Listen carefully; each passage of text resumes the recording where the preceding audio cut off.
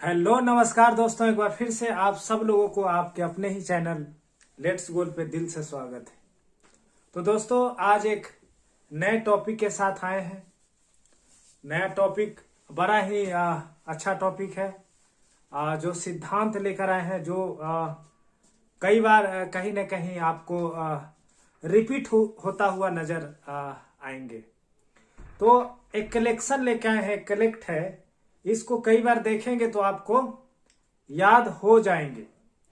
तो कहा जाता है कि कुछ लोग का एग्जाम हो गया, कुछ का होने वाला है, तो आराम से मत बैठिए, क्योंकि आराम से बैठने से कुछ मिलने को नहीं है। कहा जाता है कि पाना है अगर लक्ष्य तो तुझे फिर से पढ़ना होगा। पाना है अगर लक्ष्य तो तुझे फिर से पढ़ना होगा। रातों के सुकून वाली नींद से तुझे लड़ना होगा।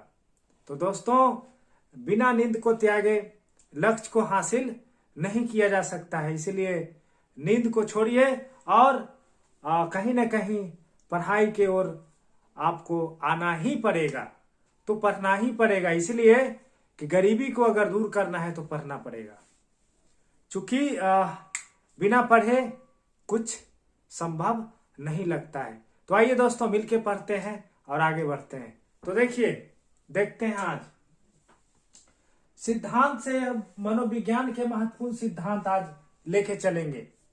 मनोविज्ञान के महत्वपूर्ण सिद्धांत आज लेकर चलेंगे। तो पहला है अधिगम के सूक्ष्म सिद्धांत। अधिगम के सूक्ष्म सिद्धांत को किसने दिया? तो कोहलर ने दिया। कोहलर, जिसका प्रयोग चिंपांजी पे हुआ था। चिंपांजी, हल लेके चिंपांजी चला था ना, तो पूछा जाता है कि कोहलर ने किस पर प्रयोग किया था? तो चिंपांजी पर प्रयोग किया था। तो और आगे देखेंगे, और इन्होंने प्रयोग किया था। अधिगम के सूक्ष्म सिद्धांत को किसने दिया? तो कोहलर ने दिया। इसे आप याद रखेंगे। नेक्स्ट है सूझ या अंतर्दृष्टि का सिद्धांत। बहुत इंपोर्टेंट है, कहीं ना कहीं यह कई बार रिपीट हो रहा है। सूझ का सिद्धांत या अंतर्दृष्टि का सिद्धांत, तो तीन मनोवैज्ञानिक को आप याद रखेंगे। कभी कभी कोहलर, जैसे सूझ का सिद्धांत आप लोग को नॉर्मली याद ही होगा कि सूझ का अगर सिद्धांत है तो कोहलर लगाइए, आगे बढ़िए। लेकिन अब तो कोहलर ऑप्शन से हटा लेता है। तो कोहलर ऑप्शन से हटा लेगा तो क्या मेरा आंसर सही नहीं होगा? क्या बिल्कुल होगा। इसीलिए आज इसको विस्तार से लाए हैं। कहीं ना कहीं आपका बहुत सारा नंबर इससे क्रिएट होने की प्रबल संभावना है। तो दोस्तों देखिए इसको, सूझ का सिद्धांत या अंतर्दृष्टि का सिद्धांत। सूझ का सिद्धांत या अंतर्दृष्टि का सिद्धांत को कोहलर ने दिया, बर्दीमर ने दिया और कोफ्का ने दिया। कोफ्का तीन मनोवैज्ञानिक को आप याद रखेंगे, क्योंकि अब कोहलर ऑप्शन से कहीं ना कहीं हटा लेता है एग्जामिनर, क्योंकि उसे पता है कि यह सबको याद हो चुका है। तो वह कुछ घुमा घुमा के इधर उधर डालेगा, तो हम लोग को उलझना नहीं है। सूझ का सिद्धांत या अंतर्दृष्टि का सिद्धांत कोहलर ने दिया, बर्दीमर ने दिया, कोफ्का ने दिया। तो इसे आप याद रखेंगे। नेक्स्ट है क्षेत्रीय सिद्धांत। क्षेत्रीय सिद्धांत या तलरूप का सिद्धांत। क्षेत्रीय सिद्धांत या तलरूप का सिद्धांत। क्षेत्रीय सिद्धांत या तलरूप का सिद्धांत को कोर्ट लेविन ने दिया। कई बार यह एग्जाम सीटेट में पूछा जा चुका है कि क्षेत्रीय सिद्धांत को किसने दिया? तो कोर्ट लेविन ने दिया। लेविन ही देगा ज्यादा, पूरा इनका नाम है कोर्ट लेविन। लेकिन कोर्ट को याद रखना नहीं है, कोर्ट को याद रखना नहीं है, केवल आप लेविन याद रखेंगे तो आपका काम हो जाएगा। क्षेत्रीय सिद्धांत कई बार पूछ चुका है कि क्षेत्रीय सिद्धांत को किसने दिया? तो कोर्ट लेविन ने दिया। Kurt Lewin. इसी में मैंने एक और जोड़ा है, तलरूप का सिद्धांत। तलरूप का सिद्धांत भी कोर्ट लेविन साहब ने दिया था। तो इसे आप याद रखेंगे। नेक्स्ट है संबंधवाद का सिद्धांत। संबंधवाद का सिद्धांत थर्नडाइक ने दिया। संबंधवाद का सिद्धांत को किसने दिया? थर्नडाइक महोदय ने दिया, जिनका प्रयोग बिल्ली पे चला था। थर्नडाइक का प्रयोग बिल्ली पर चला था। और समीप संबंधवाद का सिद्धांत, देखिए इससे सवाल फंसता है। जैसे आप लोग को याद हो जाएगा कि संबंधवाद का सिद्धांत किसने दिया? तो संबंधवाद का सिद्धांत दिया थर्नडाइक महोदय ने, जिनका प्रयोग किस पर था? बिल्ली पर था। लेकिन अब सवाल यहाँ ये पूछने का प्रबल संभावना होता है कि समीप संबंधवाद का सिद्धांत किसने दिया? समीप संबंधवाद का सिद्धांत गुथरी महोदय ने दिया था। समीप संबंधवाद का सिद्धांत किसने दिया? गुथरी महोदय ने दिया। तो इसे आप याद रखेंगे। संबंधवाद का सिद्धांत तो थर्नडाइक, और समीप संबंधवाद का सिद्धांत अगर पूछे तो गुथरी। याद हुआ ना? याद करते चलिए, बाद में नहीं, अभी। नेक्स्ट है संज्ञानवाद का सिद्धांत। ये तो आपको याद ही होगा। संज्ञानवाद का सिद्धांत पियाजे ने दिया। संज्ञानवाद का सिद्धांत पियाजे ने दिया, याद है ना? पियाजे का मैंने एक ट्रिक बताया, सबसे पहले मूर्ति आपकी, सबसे पहले मूर्ति आपकी। तो इसे आप याद रखेंगे, इसे आप याद रखेंगे। क्लियर? तो देखिए, संज्ञानवाद का सिद्धांत दिया पियाजे ने। पियाजे स्विट्जरलैंड के निवासी थे। दूसरा है व्यवहारवादी संप्रदाय के जनक। व्यवहारवादी संप्रदाय के जनक कौन? तो वाटसन। वाट, व्यवहार से किसी को भी वाट लगा देना है, यानी व्यवहारवादी संप्रदाय के जनक अगर पूछे तो वाटसन। व्यवहारवादी संप्रदाय के जनक अगर पूछे तो वाटसन। इसे आप याद रखेंगे। नेक्स्ट चलते हैं। अधिगम सिद्धांत अगर पूछे, अधिगम सिद्धांत पूछे तो क्लार्क, या अधिगम के साथ व्यवहार का सिद्धांत तो भी क्लार्क। अधिगम का सिद्धांत तो क्लार्क, या व्यवहार का सिद्धांत तो क्लार्क, यानी अधिगम का सिद्धांत तो क्लार्क, व्यवहार का सिद्धांत तो क्लार्क। इसे आप याद रखेंगे। अधिगम या व्यवहार सिद्धांत को क्लार्क महोदय ने दिया था। इसे आप याद रखेंगे। नेक्स्ट है सामाजिक अधिगम सिद्धांत। बहुत इंपॉर्टेंट है। सामाजिक अधिगम सिद्धांत को बंडूरा ने दिया। सामाजिक अधिगम सिद्धांत को बंडूरा ने दिया। किसने दिया? बंडूरा ने दिया। तो इसे आप याद रखेंगे। सामाजिक अधिगम सिद्धांत बंडूरा, इसे आप याद रखेंगे। नेक्स्ट है व्यक्तित्व मापन का मांग का सिद्धांत। बहुत इंपॉर्टेंट है। व्यक्तित्व मापन का मांग का सिद्धांत आलपोर्ट ने दिया था। आलपोर्ट, इसे आप याद रखेंगे। देखेंगे व्यक्तित्व मापन का मांग सिद्धांत, व्यक्तित्व मापन, या सीधे सीधे आपसे सवाल पूछेगा कि व्यक्तित्व मापन का सिद्धांत किसने दिया? तो आलपोर्ट महोदय ने दिया था। या इसी को बड़ा करके पूछ लेगा व्यक्तित्व मापन का मांग सिद्धांत किसने दिया? तो आलपोर्ट ने दिया। किसने दिया? आलपोर्ट ने दिया। क्लियर? याद रखेंगे। नेक्स्ट है डाल्टन विधि के प्रतिपादक। डाल्टन बहुत इंपॉर्टेंट लाइन बनता है। यह है डाल्टन विधि के प्रतिपादक मिस हेलेन पार्कहर्स्ट, पूरा नाम है पार्कहर्स्ट। आप याद रखेंगे कि डाल्टन विधि के प्रतिपादक कौन? बहुत इंपॉर्टेंट है। डाल्टन विधि के प्रतिपादक मिस हेलेन पार्कहर्स्ट। याद रखेंगे miss Helen Parkhurst. Miss Helen Parkhurst, इसे आप याद रखेंगे। इसे आप याद रखेंगे। नेक्स्ट है मॉन्टेसरी विधि के प्रतिपादक। तो मॉन्टेसरी विधि के प्रतिपादक मारिया मॉन्टेसरी ही होंगे। मॉन्टेसरी तो मॉन्टेसरी, याद रखेंगे। मॉन्टेसरी विधि के प्रतिपादक तो मारिया मॉन्टेसरी। मारिया मॉन्टेसरी, इसे आप याद रखेंगे। नेक्स्ट बहुत इंपॉर्टेंट लाइन है बहुखंड बुद्धि का सिद्धांत। बहुखंड बुद्धि का सिद्धांत अगर पूछे तो थर्नडाइक महोदय याद होना चाहिए आपको। बहुखंड बुद्धि का सिद्धांत तो थर्नडाइक, यानी बहुखंड बुद्धि का सिद्धांत तो थर्नडाइक, आप याद रखेंगे। नेक्स्ट है बुद्धि परीक्षणों के जन्मदाता। बुद्धि परीक्षणों के जन्मदाता किसे माना जाता है? तो बीने को माना जाता है। बुद्धि परीक्षण के जन्मदाता तो बीने, साइमन बीने। बीने याद रखेंगे, पूरा नाम याद रखने की आवश्यकता नहीं है। नेक्स्ट चलते हैं। एक खंड बुद्धि का सिद्धांत भी बीने साहब ने दिया था। एक खंड बुद्धि का सिद्धांत बीने ने दिया। दूसरा है दो खंड या दुई खंड बुद्धि का सिद्धांत स्पीयरमैन।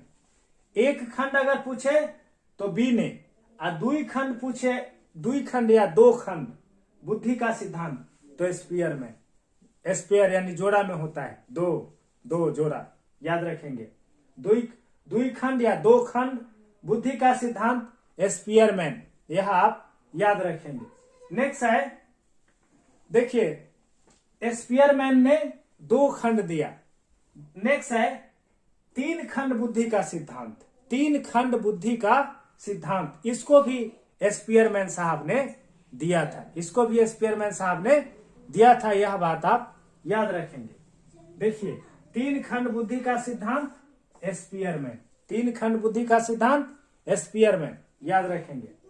दो खंड पूछे, एक खंड पूछे, एक खंड बुद्धि का सिद्धांत पूछे तो बीने। दुई खंड बुद्धि का सिद्धांत पूछे तो स्पीयरमैन। तीन खंड बुद्धि का सिद्धांत पूछे तो भी स्पीयरमैन, इसे आप याद रखेंगे। नेक्स्ट टॉपिक जो है, नेक्स्ट पॉइंट जो है और अच्छा है, त्रिआयामी बुद्धि का सिद्धांत। त्रिआयामी बुद्धि का सिद्धांत गिलफोर्ड महोदय ने दिया था। त्रिआयामी बुद्धि का सिद्धांत गिलफोर्ड महोदय ने दिया था। और बुद्धि संरचना का सिद्धांत भी गिलफोर्ड महोदय ने दिया था, इसे भी आप याद रखेंगे। नेक्स्ट लाइन बहुत इंपॉर्टेंट लाइन बनता है एग्जाम की दृष्टि से, इसे भी आप अच्छी तरह से याद करेंगे। कोहलर ने सुल्तान के साथ प्रयोग किया था। किसके साथ प्रयोग किया था? सुल्तान के साथ प्रयोग किया था। और इन्होंने अंतर्दृष्टि अधिगम,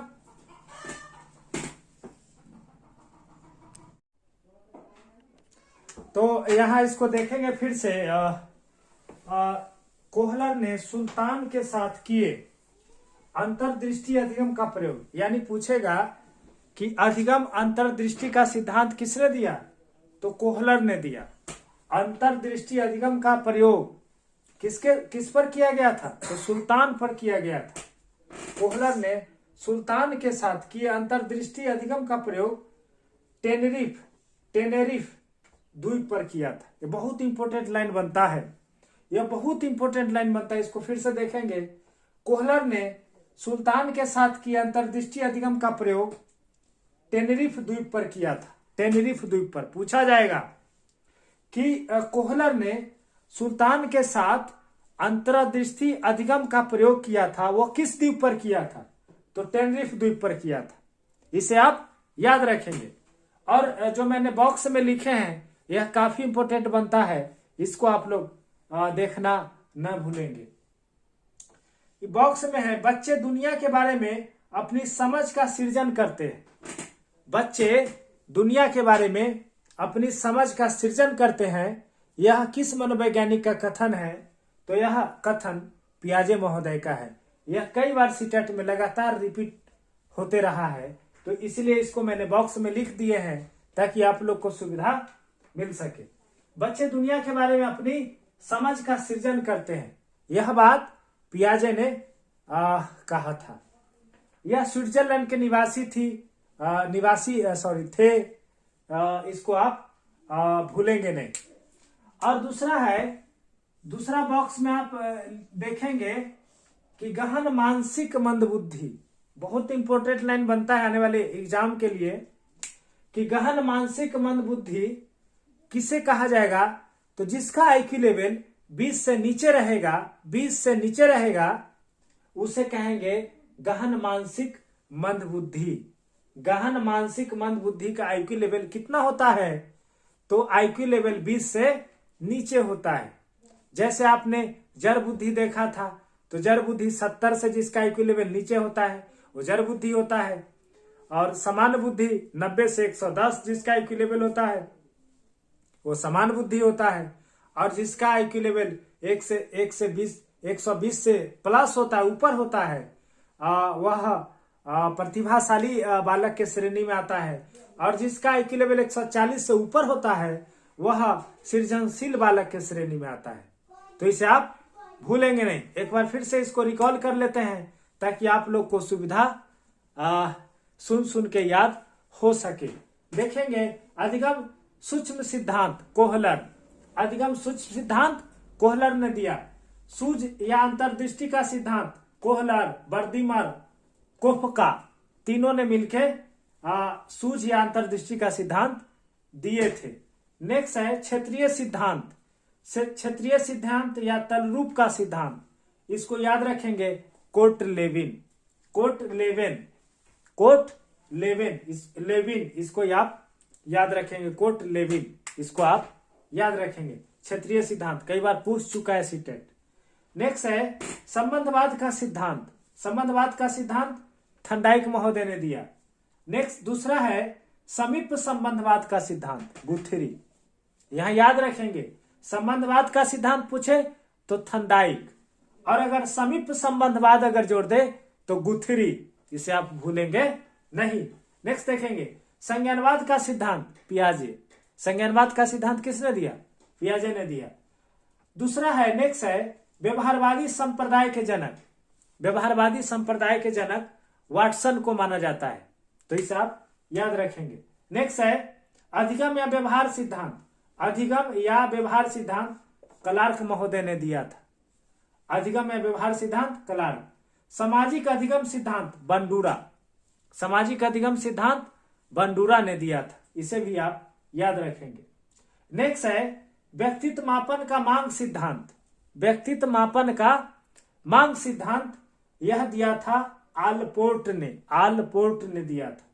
नेक्स्ट है डाल्टन विधि का प्रतिपादक, डाल्टन विधि के प्रतिपादक पार्क हर्स्ट, इसको आप मिस हेलेन पार्क हर्स्ट, तो मिस हेलेन याद रखने की आवश्यकता नहीं, अंतिम नाम आप जरूर याद रखें, क्योंकि अंतिम नाम ही कई बार सीधे तौर पे पूछ लिया जाता है। नेक्स्ट है मॉन्टेसरी विधि के प्रतिपादक या मॉन्टेसरी विधि के जन्मदाता, तो मारिया मॉन्टेसरी ही थे, मारिया मॉन्टेसरी। नेक्स्ट है बहुखंड बुद्धि का सिद्धांत, बहुखंड बुद्धि का सिद्धांत थंडाइक महोदय ने दिया था। नेक्स्ट है बुद्धि परीक्षण के जन्मदाता, बुद्धि अगर रहे, देखिए बुद्धि परीक्षण के जन्मदाता तो बी ने, बुद्धि परीक्षण के जन्मदाता तो बी ने, और बुद्धि लब्धि अगर रहे तो टर्मैन, बुद्धि रहे तो बी ने, बुद्धि रहे तो बी ने, अब बुद्धि लब्धि अगर जोड़ दे तो टर्मैन, इसे आप याद रखेंगे। तो नेक्स्ट चलते हैं। एक खंड बुद्धि का सिद्धांत बी ने, एक खंड बुद्धि का सिद्धांत बी ने, दो खंड बुद्धि का सिद्धांत स्पीयरमैन, और तीन खंड बुद्धि का सिद्धांत भी स्पीयरमैन, दो खंड बुद्धि का सिद्धांत स्पीयरमैन, तीन खंड बुद्धि का सिद्धांत स्पीयरमैन, इसे आप याद रखेंगे। तो यह आपको त्रिआयामी बुद्धि का सिद्धांत, त्रिआयामी बुद्धि का सिद्धांत गिलफोर्ड, कई बार सीटेट में लगातार रिपीट हुआ यह वर्ड है। त्रिआयामी बुद्धि का सिद्धांत गिलफोर्ड महोदय ने दिया था, या बुद्धि संरचना का सिद्धांत गिलफोर्ड, बुद्धि संरचना का सिद्धांत गिलफोर्ड महोदय ने दिया था, इसे आप याद रखेंगे। नेक्स्ट है कोहलर ने सुल्तान के साथ किए अंतर्दृष्टि अधिगम का प्रयोग, कोहलर ने सुल्तान के साथ किए अंतर्दृष्टि अधिगम का प्रयोग टेनरिफ द्वीप पर किया था। सीधे पूछेगा कि अंतर्दृष्टि अधिगम का सिद्धांत किसने दिया, तो कोहलर ने दिया। कोहलर ने किस पर प्रयोग कर रहे थे, तो सुल्तान पर, और किस द्वीप पर कर रहे थे, तो इसे याद रखेंगे टेनरिफ द्वीप पर, टेनरिफ द्वीप, इसे आप सीधे तौर पे याद रखेंगे। नेक्स्ट बॉक्स में मैंने बना रखे हैं जो काफी इंपोर्टेंट है कि बच्चे दुनिया के बारे में अपनी समझ का सृजन करते हैं, बच्चे दुनिया के बारे में अपनी समझ का सृजन करते हैं, यह कथन पियाजे महोदय का है, तो इसे आप याद रखेंगे। नेक्स्ट है गहन मानसिक मंद बुद्धि, गहन मानसिक मंद बुद्धि जोड़ सकता है। मैंने अपने गेसिंग के आधार पर इसको मैंने लिखने का प्रयास किया है कि आने वाले एग्जाम में हो सकता है कि गहन मानसिक मन बुद्धि का आईक्यू लेवल पूछ दे तो इसका आईक्यू लेवल 20 से नीचे होता है, 20 से नीचे होता है। और जड़ बुद्धि जिसका आईक्यू लेवल 70 से नीचे होता है। समान बुद्धि 90 से 110 के बीच होता है। और जिसका आईक्यू लेवल 120 से ऊपर होता है वह प्रतिभाशाली बालक के श्रेणी में आता है। और जिसका आईक्यू लेवल 140 से ऊपर होता है वैसे बालक को सृजनशील बालक के श्रेणी में रखा जाता है। तो यह छोटा सा टॉपिक था जो अति महत्वपूर्ण है। तो अगर आपको शिक्षक बनना है तो इसे आपको इस वीडियो को कई बार देखना चाहिए, और अगर अच्छा लगे तो लोगों के बीच और फैलाइए ताकि लोगों को ज्यादा से ज्यादा मेरे वीडियो का लाभ मिल सके। तो फिर नेक्स्ट वीडियो में हम लोग नए जोश और जुनून के साथ मिलते हैं। Thank you.